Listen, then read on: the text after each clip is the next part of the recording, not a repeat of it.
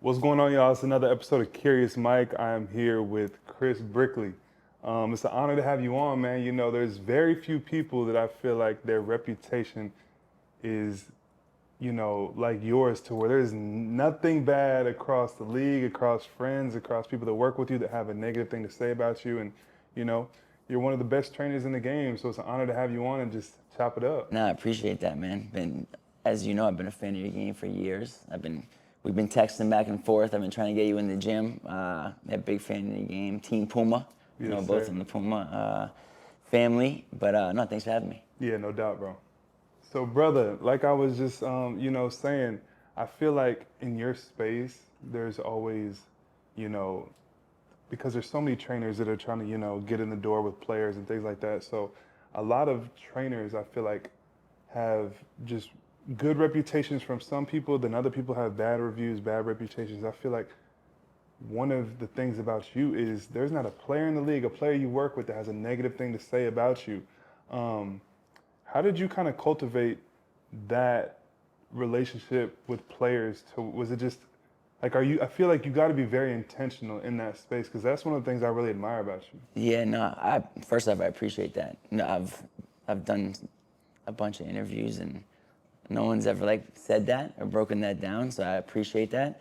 I guess, yeah, I'm very intentional with who I work with, who I give my energy to. I feel like I've always been big on, you know, every relationship, you're either giving energy or you're getting energy. And I've always been someone where I know my role, and it's to give energy to players and to help players become the best version of themselves. And so that's always been my role. And I've always just dropped my ego when it comes to that. And so far, it's been good. It's been good for me. It's amazing.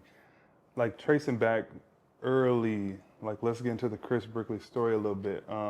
You obviously hooped coming up, Yeah. you had a passion for hoop.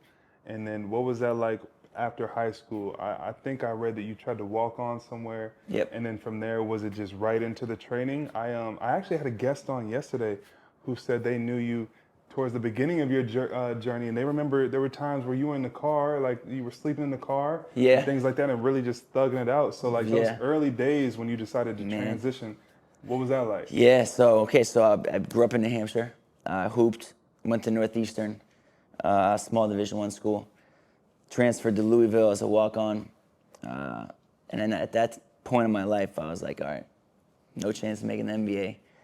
And I looked up to Coach Pitino. I was like, damn, this guy lives a great life, drives a cool car, has money, has a nice watch, teaches the game of basketball. Also, regardless of the reputation, he teaches kids life. Like he's the best teacher I've ever had. And so I wanted to be that. So I wanted to get into coaching. So I was like the youngest Division I assistant coach in the country at Fairleigh Dickinson. Then I took an internship with the Knicks. And then my intern year, so I'm like the rebounder. And then, all of a sudden, Carmelo, who was like in the prime of his career, took a liking to me, and he's like, "I want you to be my main trainer." Mid-season, and that literally, I was making $300 a week as an intern. That changed my entire life. So then, for 4 years, I was with Melo year-round. I traveled with him, got to know him really well. Through him, got to know all these other players, and then so I was with the Knicks for 4 years. Through 4 different coaches, 4 different GMs. Like we experienced a lot. Then I was like, okay, I could stay with the Knicks. I think if I leave though, I've made enough connections through Melo, I could start my own business. And I took a chance. My family's like, you're leaving health insurance. You're leaving a guaranteed check. Are you sure you want to do this? Looking back, I'm like, I don't even know how I could even do that, but somehow it worked out. That's amazing. For like people that, are aspiring to be, or just break away from the norm, the 9 to 5, the typical job, and make something of themselves. You have done that. You gambled on yourself and it paid off. Like, what would you say to people that are teetering that edge of like try to play it safe versus try to like explore and see For sure. what they can make of their life? So it's like you don't want to be delusional, like at the same time, but you want to believe in yourself. It's like it is a fine line. Like And I played that super close, I feel like. So I left the Knicks, and initially I was going to sign this big deal with Nike. And so in the back of my mind, I'm like, okay, I'm talking to VP at Nike. I'm going to sign this big deal at Nike. Long story short, that guy wanted to control my whole team. All my childhood friends that would rebound for me and all that. He's like, no, I don't want that. I want this. So I was like, I'm not doing this. 2 months go by, I'm homeless. Don't have a home. I go from coaching with the Knicks, I'm gonna sign this big Nike deal. I turn it down, and I'm in New York City at the hotel, trying to get back in the room, and they're like, your credit card declined. I have no money left in my debit card. This is like 6-7 years ago, and I'm sleeping like where I do the runs now, Lifetime Sky. Yeah. I'm like sleeping in like a side room that like I found for like a few months, not telling anyone, not even telling Melo. Wow. And I had too much pride to tell him. I had too much pride to tell the players. Yeah, and I just grinded it out. I just literally workout by workout. I never really showed the players I never told them what was going on, and kept doing my job. Signed with a manager who helped me get some deals, and then that kind of changed everything. It's amazing. That's an amazing story. I feel like in the training space, as a trainer, as a basketball player, there's only so many drills you can For really sure. do, right? There's so many people who are very knowledgeable about the game, can break different things down. But there's really only so many drills you can do, and you have elevated over the last probably 10 to 15 years is like the, the epitome of what an NBA trainer looks like, off the court and on the court. What do you feel like separates trainers from like average trainers from the best trainers? Because I feel like something you touched on is the relationship you build and the energy you give off. Because like you were just saying, when you were a ball boy or an intern with the Knicks or just rebounding for players, Melo at the prime of his career, one of the most skilled players ever, he wasn't even trying to rock with the quote unquote best trainer in the world at that time. He was rocking with you. And like, you probably were just getting into, you probably knew what you were doing, but like at the end of the day, there's only so many drills you can do. So how important is that relationship and kind of the energy trainers give off to players in terms of elevating themselves? It's everything. So I think I learned that from Phil Jackson. So I was with the Knicks. That was when end of Phil's career. He took over the Knicks as like president. And so when he first got the job, the whole staff's like, oh, everyone's done. So the season ended. We're doing exit meetings. Head coach goes in, gets fired. Assistant's going, gets fired. So I'm like at the bottom of the line. So I'm call my dad. I'm like, I'm about to get fired right now. So I go into Phil's office, and Phil's like, he asked me 3 questions. By the grace of God, I answered them in a way that he liked them. And he's like, I'm going to keep you. So he fired everyone on the staff, kept me. Oh, wow. We developed a friendship, me and Phil, and he taught me.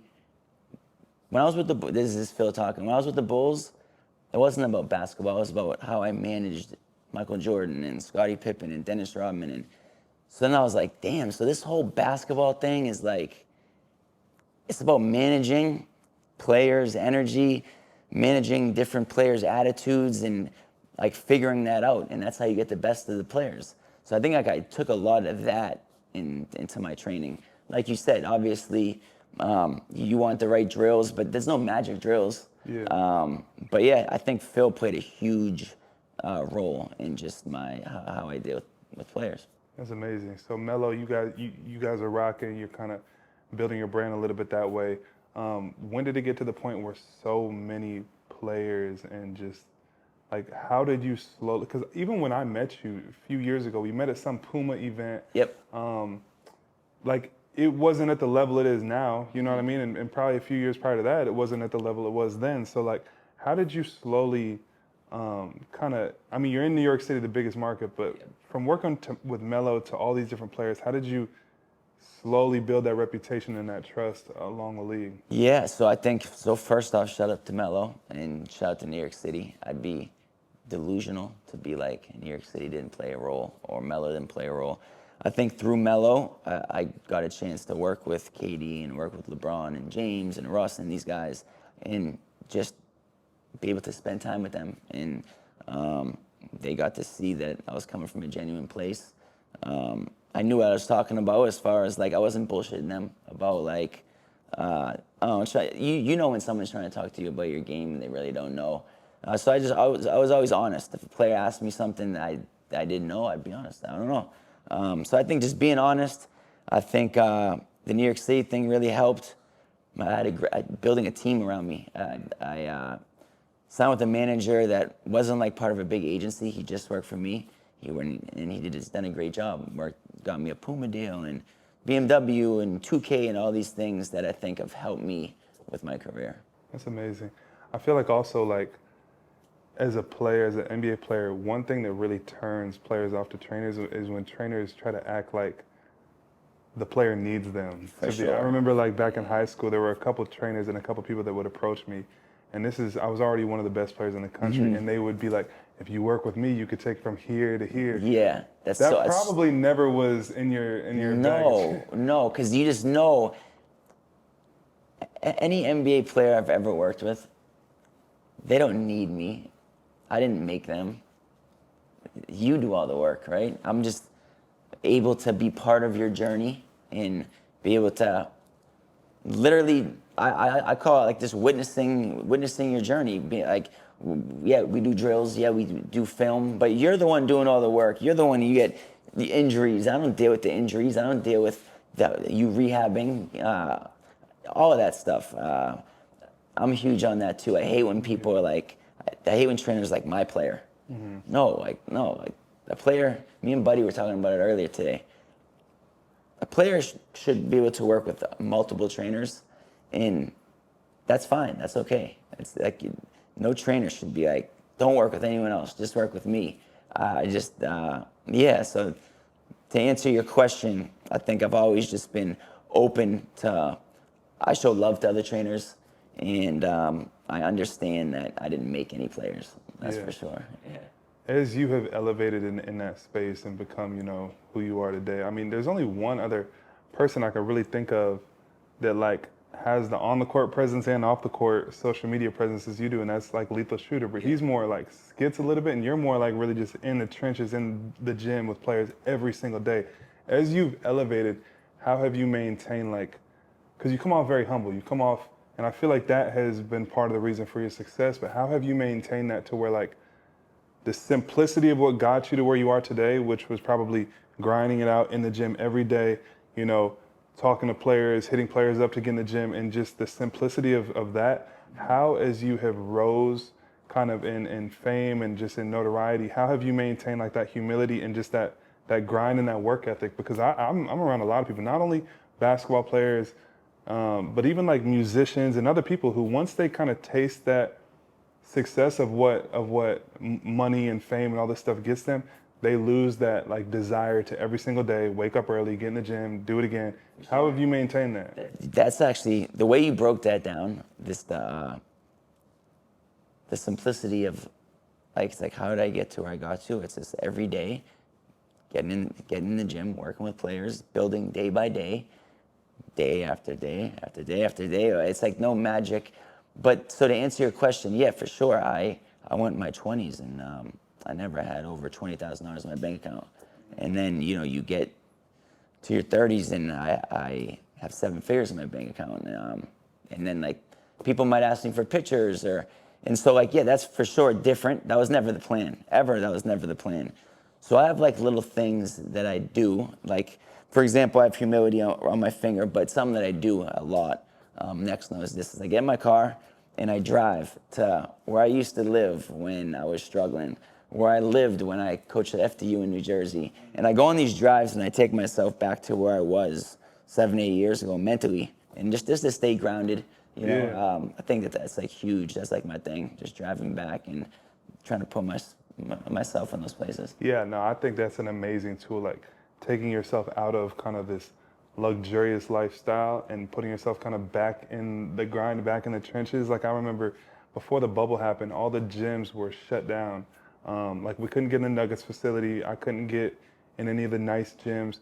But there was one gym, it was like a little shack, and I would call it the trenches, and they opened it up for me and they would let me in there. And then I remember me breaking out as a player in the NBA was when I went to the bubble Yep. and I was For sure. consistently Cooking. putting up like 30 games straight, but I didn't have a state-of-the-art gym. I didn't have state-of-the-art recovery. It was putting myself back in kind of those hard spaces, and I feel like intentionally doing that is there's So got to true. be like some benefit to that, you So know? true. So true. That's actually dope to hear because you're the way you put it in the bubble is. I feel like that was like you're like, okay, this guy is gonna be in the NBA for a long time. Yeah, Like especially that like was post injury. Like for I had sure. rehabbed that whole first year of my NBA career. Yeah. That second year, like I kind of started off okay, but it was kind of slow. I was, sharing minutes with Malik Beasley, Torrey Craig, Wancho.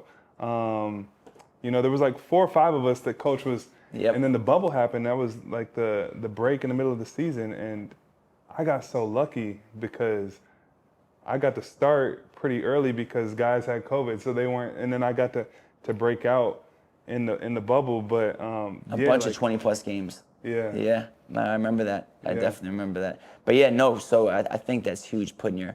So actually, just recently, this is actually kind of funny, a little off topic. So I have a girlfriend, right? We've been dating for like, I don't know, a year and a half.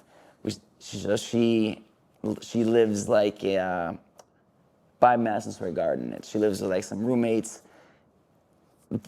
The place, it's not really in the best area. It's like their apartment's like kind of grimy. It's just like, sorry, Lexi. But and so I would do this thing where, and like so I live where the gym is. I live in the Summit. I live in like a penthouse. I would do this thing where I would go to her house. I'd like sleep over, and she'd go to work, and I would like spend for as long as I could in her like this like old crib that like just like in the middle of the winter it's like freezing cold. I'm like, don't go get food. I'm like starving myself. I'm like almost like taking myself back. This is like recently. I'm taking myself back to the days where like I didn't have money to eat and I just didn't have money to do anything luxurious. And I would stay in her crib as long as I could. So I was so uncomfortable. I'm fucking hungry. Like, what the fuck am I doing?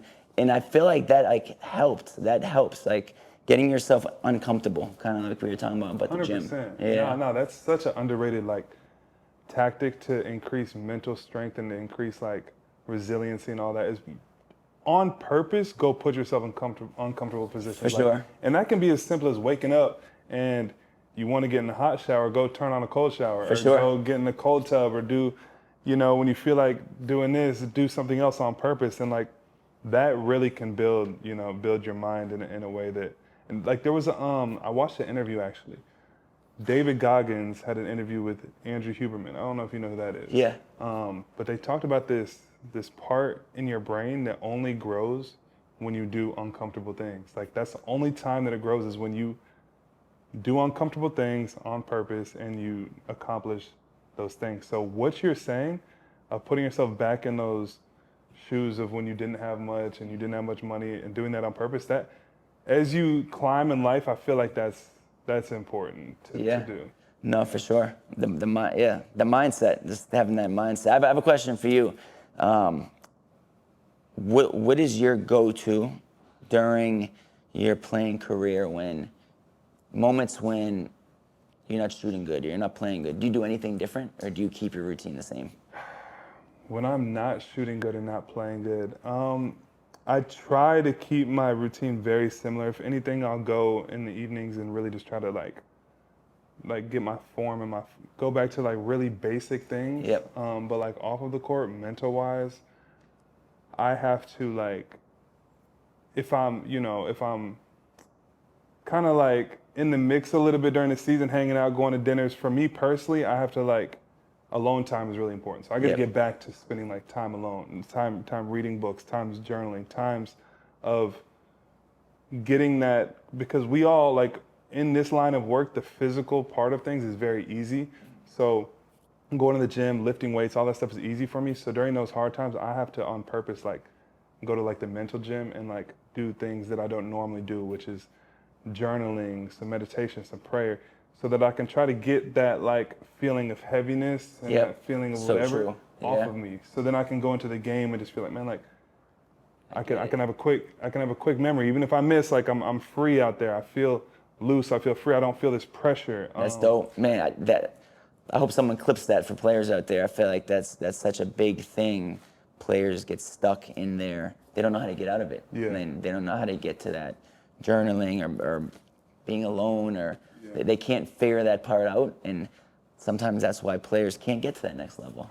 I mean, honestly, for me though, it goes back to faith. Like my faith in God, because if you can get out quickly of like trying to perform to appease your coaches, or trying to perform for your own, or the approval of the fans, or your own, if you can get out of that and kind of get back to the joy of the game, playing for the passion of the game, playing for, God, being grateful for the gifts He's giving you, and going out there with that mindset, that's a completely different mindset than the previous one, which is probably going to, make fear come into your mind. You're gonna feel the pressure of shots. When you can get into like the grateful mindset, thanking God for the talent He gave you, and the fact that you're able to go out there and play and be healthy, that to me is a way to kind of get some of, like I just said, some of that unnecessary pressure off. That's so true. That's so true. When things to play off that, when things I feel like aren't going good in my life, whether relationships or whatever, those are the times where I'm like, when I pray and I'm saying thank you the most. Yeah. For whatever reason, I think I've always been like that. Yeah. That's it's fire, interesting. man. Yeah. Well, you're doing so well on the court and everything, but you're doing equally as well off of the court with the, the new age of social media and the influence that you can have in that way. How did you really, because you're one of the first guys that really paid attention to really like the content game as a trainer. How did you kind of like see into that world before it became such a big thing, and how have you grown that? So I feel like in the beginning I was getting like killed for it, because Melo was like, yo, let's start putting content out. And it was looked at almost like, oh, he's just trying to show New York that he's working hard, or he's not. And Melo's real reason for that was he wanted to inspire younger basketball players to show them like what he was doing. So then we started recording, and then now JR, so Melo and JR were close, so then me and JR started recording. Then we started doing runs, and then we started recording that. And a lot of negativity came from that, because it was like, oh, you're only doing workouts to film them, or but it's like, no, we actually did like 50 workouts, and I posted 45 seconds of one. Yeah. And so now I feel like it's a little bit more players post content, so there's not as much negative vibes with it. But at first, I feel like that was a negative connotation with it. It's kind of cool too the way you do it, because even in the runs or even in the basketball workouts, it looks like it's shot from like an iPhone, like very authentic. Oh yeah. It's not like some of these super curated like creative directed things that like are mixtapes. It's like, no, you just showing the work on a phone. For sure. Showing I've what always guys been are doing. super mindful of that. I've always definitely been super mindful of that, and I understand the whole no one ever misses, and it's like, No one I'm ever gonna look at misses the in your camera. Would you want to watch the player miss 10 shots in a row? I just don't. I never understood that. You get criticized for the. Yeah, for sure. Definitely. Or like, why aren't you doing defensive drills? It's like, so you want me to post a video of them, of a player doing defensive slides? It's strange that they try to nitpick just to try to pull out the negative. But if they even think for themselves, like what would they enjoy watching? What is a young basketball player? He wants to watch Melo, get in the mid post and kill these guys in your workout. They want to watch Klay Thompson shoot and make 73s from the corner in a row. Like I don't understand. It's really the society we live in, because you can be doing everything by the book, being the most authentic person. People are still gonna find a way to twist that. For sure. And turn it It's on its head. inevitable. That's the world we live in. Yeah. Besides like the social media thing, you have been one of the first trainers to really get some of these big endorsement deals, the Puma one, among other things. How did those things come about? You mentioned something earlier that you have a guy that doesn't work with a lot of people. He works for you, and he's out there hustling and getting these things done. How did some of those things come about? Yeah, so I left the Knicks. I was like struggling. I was like, didn't do the Nike thing. Had a good summer. Like, it was like 4 weeks after the Cavs played the Warriors in the finals. I had like LeBron and KD playing in a run against each other, guarding each other right after. And so like that was a big moment. So I had all these big agencies that wanted to meet with me. I had this one guy that was emailing me every week, and I was like, I'm gonna take this meeting. I took the meeting, and he's like, I promise you, like, I'm gonna be loyal to you. I'm gonna do everything I can to help build, you know? So I was like, all right, let's do this. And he got me the Puma deal. And I think getting a sneaker deal is huge. So that led to Body Armor, which led to BMW and Tiffany's and Bose and Therabody. And, you know, That's fire. it's been a blessing. It's been a That's blessing. even you even what you call it in the 2K. Yeah, Aren't you yeah, in and 2K as 2K, that was a well? huge moment. I feel like, I guess for my popularity, having like Brickley's gym in Yeah. there, like that became a thing where I, you know, every time I went to the airport, it'd be like, oh, I play with you in the video game. Or there'd be Fire. people online being like, I didn't know Chris Brickley was a real person. I thought he was just a video Yeah, game. yeah, yeah. So that's really cool. Shout out to 2K for that. All that's just, I'm super thankful, but that's not why I got into what I got into. We could take all that away and we could put my bank account at $10,000 and I'm still gonna do what I'm doing. I'm not doing it strictly for deals or for money. Or I actually love developing basketball players. It's Yeah. fun. It's a passion. It's cool seeing the progress. It's cool watching a game and being like, damn, like last past summer we were working on that. And now that's not me taking credit, but it's me just being part of your journey, part of a player's journey. I think that makes me fulfilled. That's dope, man. You obviously got the very distinct look with the tats going on. You know what I mean? When people see Chris Brickley, they know who it is. When did that come about? Was it when you were a young intern? Was that the vibe, or did that kind of come Man, about so later I on? was super self-conscious with this. So when I was with the Knicks, I started slowly getting tattoos. I had to go with JR. And so Oh, you were hanging out with JR. That's how you got tatted. for sure. So I started getting them, but I wouldn't show them. So it got to a point where like I just have up here, so I'd wear t-shirts every day. So it got to a point, my last year with the Knicks, this is I've never said this on any interview. We're in Vegas Summer League, and now at this point, I have like my legs and I have like my full arms. We go into summer league practice in Vegas. I don't want to show my tattoos. I don't want anyone knowing I have them. So it's 115 degrees. I have on my Knicks polo with the long sleeve. I have on the Knicks practice shorts with like the spandex. And I'm just going every practice like that, sweating like. And I remember the coach was like, "Yo, why do you have long sleeves?" Yeah. And I just didn't want to. And then one day I'm in the locker room, at the next facility. I'm changing. Phil Jackson walks in, and he saw my tattoos, and I was like, "Oh my God!" And he's like, "Just be you."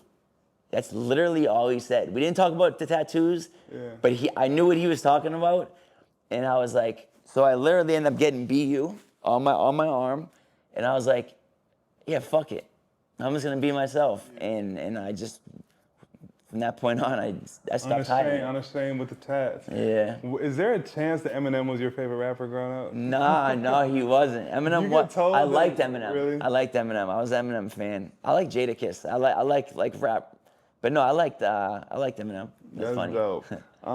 So yeah, how did then you're also very known for the Black Ops runs, which every player's come through that gym and put on shows.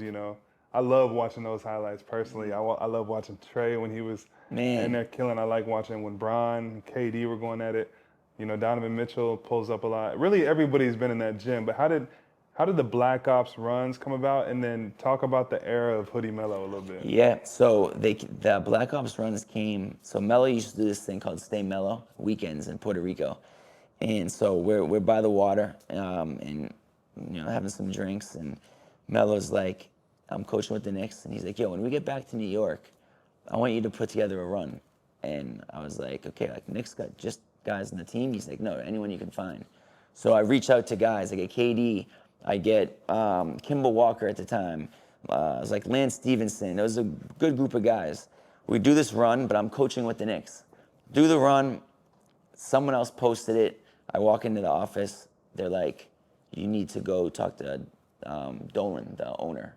Like you can't be doing stuff like that. I'm like, damn.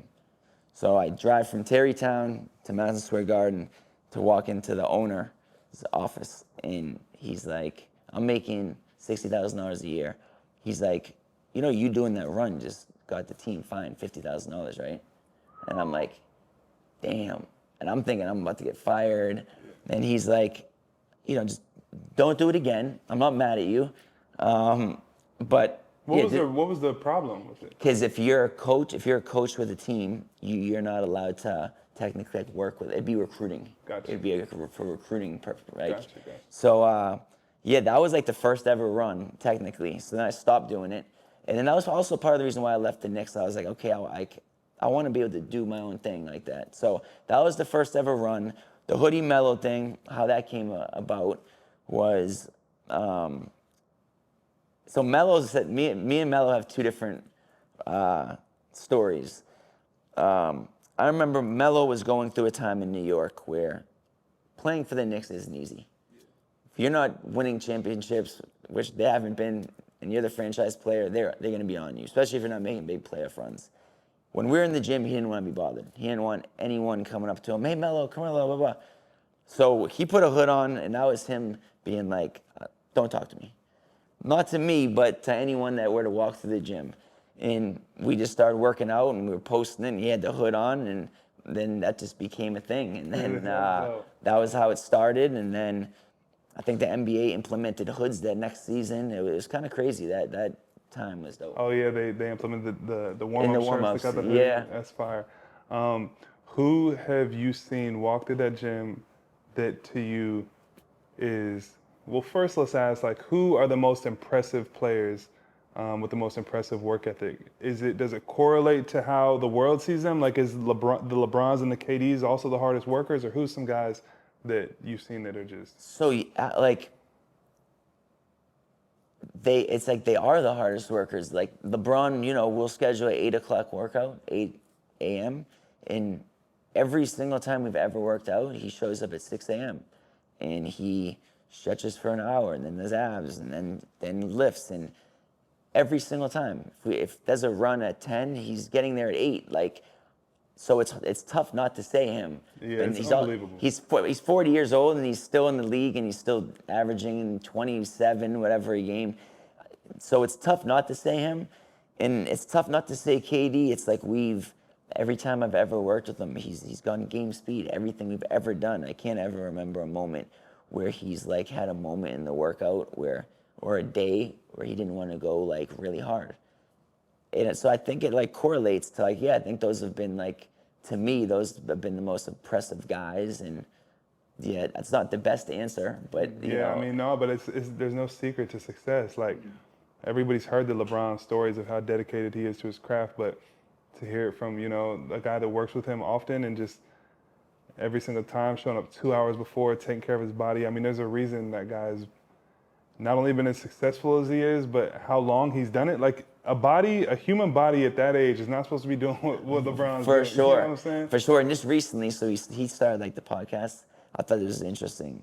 He said, I think Steve Nash was like, why do you get there early?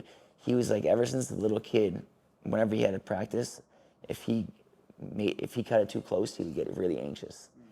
And so I think because of that made him start to get there early. And so that's so deep to think about that. Like, so because him cutting anything close made him anxious, that would make him want to get to places really early. And now he's LeBron. Like, now he's LeBron. Now you got Austin Reeves saying that he's trying to beat LeBron to the facility before a game, and LeBron still shows up before, and like, LeBron will show up 4 or 5 hours before the game. It's crazy. He has dedicated his entire existence to being great, and it's really inspiring. At some point, they're gonna have to, like, when you talk about the LeBron MJ debate, you got to account for the longevity at some point. For sure. I feel like, For sure. it's unbelievable. Who's someone who like is like an underrated, a player that maybe hasn't like broke through all the way to their potential, but like you've seen them in the gym and they're just very, very impressive? Yeah, and I guess there's like different levels of it. Like, I feel like CJ McCollum should have been an all-star at some point in his career. Yeah. Oh, he hasn't been. He's averaged 20 points a game for, I want to say, like, I don't even know, 13 straight seasons, 14 straight seasons, never been an all-star. I feel like he's a guy that, he's so good, like, ridiculously skilled. I think he doesn't get his flowers, still averaging 22 on, like, 40% from three. Yeah, I think I would That's say a him. good one, yeah, because he got every dribble move. He got the left hand, the right hand, the midi. He got the Yep. three ball. He got the he has and he's doing all that without being like a supreme athlete, For you know, 100%. You're which right is about that. always very impressive to me. You've also worked with my boy Trey Young. Yep. I told him the other day when we did a workout together, I was like, isn't it weird, Trey, to think that like at your size and at your height, you are the best player in the world. Like you know, you got the Jalen Brunsons and the Kyries, but they're a little stockier, a little stronger. You Yep. kind of bump people. Yeah, Trey, pound for pound. Yeah, pound for pound, he's the best player in the world, and for sure. that is someone who, the average person who has big dreams to be an NBA player. You know, you can look at Trey. You could probably look at like Peyton Pritchard, maybe a couple other guys, and be like, that's reasonable for me. So, like as far as Trey goes, I know you've worked with him a lot this offseason. What is it like getting in the gym with him, and I what feel makes him like- so special? Do you agree? I feel like the appreciation for Trey, and I don't know what it is. Maybe it's Atlanta, this situation. Maybe it's, but every single season he puts up phenomenal numbers. It's the worst I've ever seen of any player in the history of And the people NBA. almost like he doesn't get picked. You know, he made the All-Star, but I think someone got injured. But I'm like, what else does this guy have to do to get like the respect that he deserves? Like now, yes, he's Trey Young. He has a great contract. But I feel like he doesn't get the appreciation to the point that he deserves. I mean, there's years where he's top 5 in scoring and assists, like often. Like for sure, he's one of the best scorers in the game, and he's also one of the best playmakers. Like 100%. And he's 6'1", 6'2", and super like. So I don't know what it is. I don't know if it's that early on he kind of took on that villain role, you know, coming to New York and getting on New York's bad side, For sure. and killing the Knicks and things like that. I don't know if that's it, but there was a year that it was like he easily should have been an all-star. Like Yes. he didn't get it. I forget what year it was, and then like there was a year he was, but it was because someone got injured, like you said. So I don't know what it is with Trey. To me, it's like they should be hyping that up more because of the fact that he's an average. You're right. build. So relatable. Like so relatable. My boy next. Like to people like that are regular height. And yes, Trey's quick. Don't get me wrong. And like, but like just like normal people walking around, like could look at Trey Young and be like that could be me. I feel like Caitlin Clark has that effect. Yeah, I feel like that's part of why she became so big, because she was like someone that's people could relate to. Yeah. 100%. How do you, as a trainer, decide who you're willing to work with? Because I feel like if I was a trainer, I would probably be like, as long as they're willing to work hard and be consistent, whatever. But for you, what is it? So it's changed. So when I first started, like 6 years ago, when I first left the Knicks, I'm taking anybody. So if you're in the league, I'm taking you. It's over the last 2 or 3 years. It's been like I have to like your game. I have to think that I can help you somehow, or there's something that I've worked with a player that maybe has been similar to you, or there needs to be something where I feel like I could bring to the table. That it really bothers me when a player just wants to work out for videos on my social media. And I would never say the names of any of those guys, but that's been some disappointing moments in my career where me and a guy will start working out, and on like the second workout, he's like, "Yo, you gonna post that video?" I was like, "Yo," and then like we slowly like, you won't see me with him working with him anymore, because I'm like, that's not what it should be about. It's funny that normally the trainers would try to link up with players for the clout, but you've gotten to the point now where certain players will try to link up with you and get a video posted because you've elevated to that level, which is no, pretty it impressive. is, but it's like I talk about this with and it's like my manager's probably gonna be so mad I'm saying this. Having a video, okay, so if you're a free agent, having a video on my page, it's not gonna get you picked on a team. Yeah. It's not gonna happen, guy. Some players think that. That's just not the case.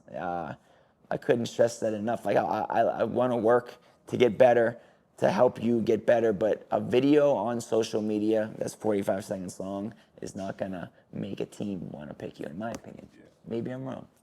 There's one player I wanna speak about because I feel like I can relate to him, and he's gotten also some unfair criticism, and you've witnessed him up close, and that's Ben Simmons. You've seen him in the Black Ops runs going crazy, dunking off the left foot, the right foot, playmaking. You've seen his explosion end to end, and the reason that I feel for Ben in his situation is because I haven't gone through what he's gone through times three, I think. I've had 3 back surgeries. He may have had 1 or 2. Yeah. But I know how that, I know that story and how demoralizing that is, and how, like, your mind has to become very resilient, very strong, and you have to adapt your game a little bit, and you have to be very dedicated. But for the people that say, like, Ben Simmons doesn't care about basketball, or he lost all his confidence, or like, what would you say to them? Because you've been in the gym with him, and you've seen him, like, kind of in that era where he was just unreal.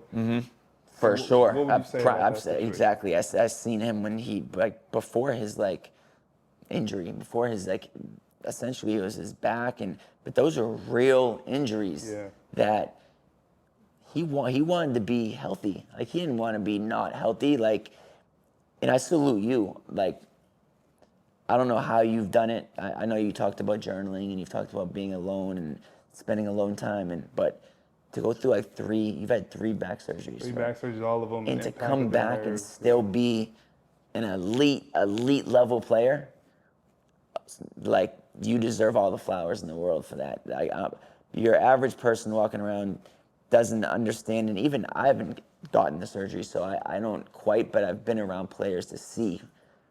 You have to work times 5 to after that. Like, compared to what the average player has to work and, like, take care of their body and watch their diet and do their recovery, it's times 5 or 10 for me. For sure. Like, I literally had to go from being a player that likes to drive right to a player that prefers to go left. I had to go from a player like there's so many little things that people don't know about my story that. What was the toughest one to bounce back from?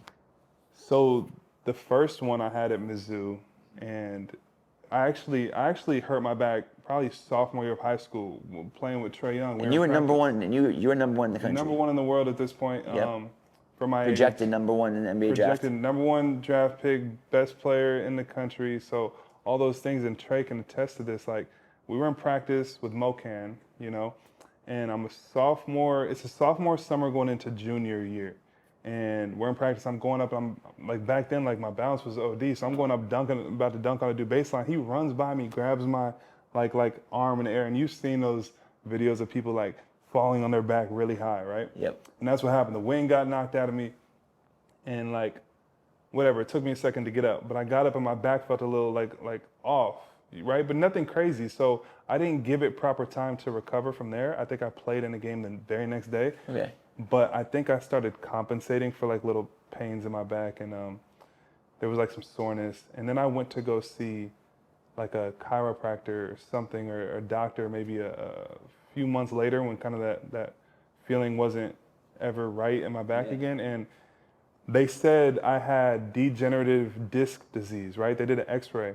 And I didn't, like, at this point now, I'm like an expert with the back because I've gone through so much. At that time, I had no idea what that meant. He said degenerative disc disease. And I was like, my mind, this is why I talk about the power of the mind. It automatically went to fear. I'm like, oh no, like, I'm broken, like, I'm degenerating, like, this is a disease. I didn't know that every single person on the planet, and especially if you're an athlete, as you age, those discs become, like, if you MRI any basketball player, their MRI is going to come back a little abnormal. We're 6'10", we're moving crazy. Like, I didn't know that at the time. So this implanted, like, a bunch of fear in my mind. And from there, for some reason, the pain got worse. Like, I don't think it was a physical thing. I think it was the mind. So now my junior year comes along, like, I'm still progressing as a player. I'm still the number 1 player in the world, but I'm still feeling my back. Senior year comes along, same thing. I'm playing under Brandon Roy. We're the best team in the country. I'm the best player, but my back is still bothering me every day. I'm starting to get, like, sciatica. So you're still being the number. So you're still maintaining the number 1 spot. And I'm like, every day I'm like, you're not at 100%. Nah. That's actually crazy right there. I know, like, there was a lot of stiffness in my back, but then I committed to Mizzou, and I remember I kept during this whole time trying to see different therapists, different chiropractors, and all these things. I saw one chiropractor at Mizzou, and they did some weird crack on my back, and then the pain went from like my back to down my leg. And I'm sure you've talked to like Ben or people that have been in that situation where they get that nerve pain. I started to get this weird nerve pain, but the doctor, the chiropractor said that's just new muscles turning on. So I let that ride out for a few days. But the first game at Mizzou, sold out crowd, is in 3 days, and I'm dealing with this weird nerve pain. And then like I'm waking up every day and my leg looks like it's getting a little small, like it's atrophying. Damn. So now I'm going into this first game at Mizzou, and I'm expected to put on a show. You know, when I committed to Mizzou, the attendance of the school rose by thousands just because of my commitment. So I'm feeling all this pressure to perform, but my leg isn't working right. I'm trying to jump, and I'm not getting off the ground really. And so I tell my dad in the warm-ups of that game, like, yo, Dad, like I can't play. Like, I don't know what's going on with my leg and my back, but I can't jump in warm-ups. Like, I don't know what's going on. And so they told me I had to start the game because it was a big TV production and they already had the starting lineup ready. So I had to start the game, and I came out a minute into the game, and that was pretty much my college experience. Then I get on the phone with my agent, and I'm like, because he's watching the game expecting, and then he tells me to try to walk on my heels a certain way, and I can't do it on that left side, right? Because that nerve was damaged. It wasn't sending the signal down to my muscle, which was the reason for the atrophying. So I ended up having to get that first surgery that month later. And then from there, you know, I didn't know how to rehab it properly. Ended up getting my second surgery once I got drafted by Denver. And this is a whole drawn out story, but at this point I've had 3 back surgeries. I've had to learn how to go through each one of these and figure out my body a little bit more just to try to stay healthy and try to like compensate for different movements and different ways that I would naturally like to flow and play, but because of the injuries, I've had to adjust. No player, I feel like, in the history of the NBA has had to compensate and learn how to be effective in different ways. Essentially play different, than what your mind wants to sometimes. Yeah, literally, like, on the court, people would be like, why aren't you smiling? Why aren't you, like, getting hype when you make a three? Why aren't you whatever? And it's literally because I'm having to think about so many technicalities and how I can't just lose myself in the game and just. That's actually crazy. I have to think so much more than I used to, which, you know, it goes back to those things where you gotta choose the things you're gonna be grateful for, and you have to reflect. And at this point in my life, I always talk about, you know, at this point I can genuinely look back on some of those hard experiences and look at them as a blessing. But my story is very unique. I haven't really told it to the world in the way that I would like to, like in detail, because people won't understand. But it's tough. That's why I brought up Ben, because I just feel for him, because like it's not like he wants to be in this situation, not like he doesn't want to play basketball. He went through some very similar things that I went through, and I know how hard that is. And people act like he just doesn't want to go hoop. I know, no, and that's not the case. Right. That's not the case. No. Yeah, even this past year, like 6 a.m, we would be getting work in. He was trying to get back right. Yeah, and his body wasn't right. His body wasn't right. When you have the fans, they make their own narrative, and it's just like. You know what's strange though? We were just talking about the mind. The way these last 2 seasons, I've missed no games because of my back. This past year, I played 79 games. I missed 3 because of a little hamstring thing. The year before that, I played 81 games. The only game I didn't play was because of, I forgot, like the team forgot the right shoes. Okay. So I would have played 82. The way that I got my back to be stable and to be healthy had nothing to do with doing the right recovery, doing the right stuff in the weight room. That had a part to play. It literally was the mind. It literally was learning how to. I used to think it was so taboo when they would say that you could hold fear and hold different emotions in your tissues, in your body. Some people hold it in their neck, or some people get migraines, or some people. When I learned how to release these like repressed emotions and this tension that I hold in my body, my back never had an issue again. That's deep, and that's crazy. So true though. It's so crazy. That is that the power of the mind. It really is way more powerful than even we think. Even like we're talking about it now, and I think it's even more powerful than that. 100%, because it has to do with not only your physical body, but also like what you were talking about when you go through a shooting slump. How do you handle that mentally? It doesn't have to do with your physical mechanics a lot of time. It has to do with what you're holding in your mind and stuff. So that's a whole other conversation we can have. I actually had a brain expert on here that we haven't released the episode yet, That's but dope. following this episode, like I'll probably put that one out You to give some definitely context. should. That'd be fire. I know I've kept you here for a while, but for you, last couple questions, like when do you see yourself kind of transitioning from this training role, and like what do you see as being next for you once that happens? I feel like you're probably a basketball junkie who wants to do it 20 more years. Yeah, so I mean, in the moment now, like I'm riding it out while I can, make this brand money. Like if I'm in a situation where I don't have to go to the player and be like, give them some crazy invoice. Like I don't have to do that. I'm in a blessed situation where these companies, I can make my money through these companies. I can work with the players that I genuinely want to work with and I have genuine relationships with. And so as long as I can do that, I know that's not going to last forever. I'm mindful that as you get older, you're not as cool. I understand life. So I'm going to ride out the wave that I'm on right now. And once that day comes, then, I don't know, maybe I'll get back into NBA coaching, maybe college coaching, something like that. But right now, I'm just going to ride it out. That's fire. Leave the audience with one last thing, because I really respect your kind of journey, like kind of like self-made, and really you made this whole brand and your whole life based on the relationships you made and the work ethic you had and the consistency. So I feel like a lot of people, especially in this day and age, that are so caught up in looking at other people's lives through a phone, they need some words of wisdom and some like motivation and inspiration from people that come from nothing. You spent times being homeless, and now you made it to where you are today. So just leave a little tidbit of wisdom for us. Yeah, I would just say just consistency. I would say, whether someone just learns about my story now, it took 10 years of like not being comfortable, of eating ramen noodles for dinner for so many years. Just like being uncomfortable, but I knew what I loved. I knew I loved basketball. And so just find something you love. Don't do it for the money, and just grind it out. Like literally grind it out. Find something you love, be a good person, grind it out, and have faith. Thank God, and I think good things will happen. See where it takes you. That's wide words, and it's really as simple as that. People overcomplicate it, but it's very simple. And I like what you said. Find that passion. Find something you have a passion for and that you love, and then from there, it's the consistency and the growth and spending time at it every day and attacking it from different angles, and then you can end up somewhere like where you're at, man. But this has been an amazing episode. I haven't sat down and talked like hoop in a while, because with this podcast I like to branch off and do other No, for things. sure, it's but dope though. I've yeah, watched almost all of them, and I fire. think what you're doing is dope. That's fire, man. But it was an honor to have you on, bro, and I appreciate Thanks, you, my appreciate guy. you, Yes, man. sir. Thank you. Curious Mike out, y'all.